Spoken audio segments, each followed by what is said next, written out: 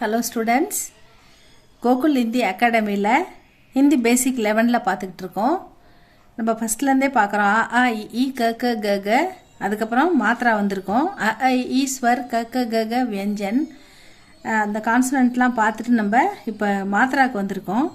மாத்ரா தான் படிக்க முடியும் நம்மளால், அதனால் மாத்ரா போட்டுக்கிட்டு இருக்கோம். மாத்ரா பாருங்கள். அ ஆ இ ஈ உ ஊ ரி ஏ ஐ ஓ ஔ அம்மக. இந்த மாத்திராவை தான் நம்ம வெஞ்சனுக்கு எப்படி அப்ளை பண்ணுறதுன்னு இப்போ நம்ம பார்த்துக்கிட்டு இருக்கோம்.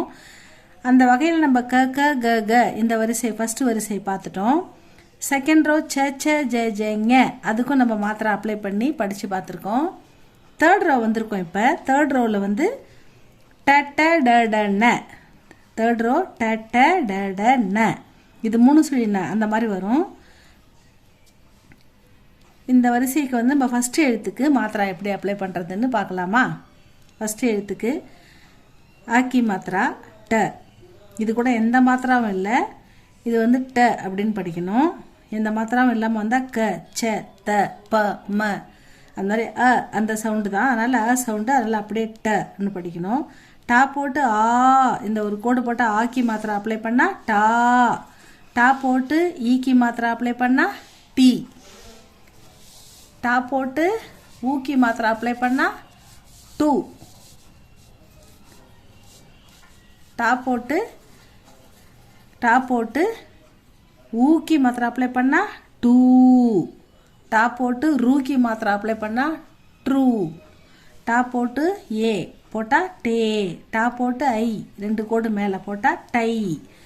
டா போட்டு கீழே ஒரு கோடு மேலே ஒரு கோடு, அதாவது ஓக்கி மாத்திரை அப்ளை பண்ணால் டா ப்ளஸ் ஓ டோ. அதே மாதிரி டா ப்ளஸ் அவுக்கி மாத்திரை டா ப்ளஸ் அவு டவு. ட ப்ளஸ் அம் மேலே ஒரு புள்ளி வச்சா டம். டா போட்டு சைடில் 2 புள்ளி இது மாதிரி வச்சா டஹ அப்படின்னு படிக்கணும். இதை பாருங்க. ட டா டி டி டு டு ட்ரூ டே டை டோ டௌ டம் டஹ.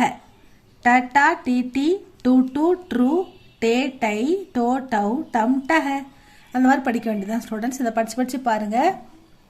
இதுக்கப்புறம் வந்து இந்த ட ட ட டன்னா இது 3வது ரோ. ஃபர்ஸ்ட் ரோ வந்து க க க கங்க. செகண்ட் ரோ வந்து ச ச ஜ ஜங்க. தேர்ட் ரோ வந்து ட ட ட டன்ன. ட டா டி டி டு டு ட்ரூ டே டை டோ டௌ டம் டஹ. அந்த மாதிரி படிக்கணும்.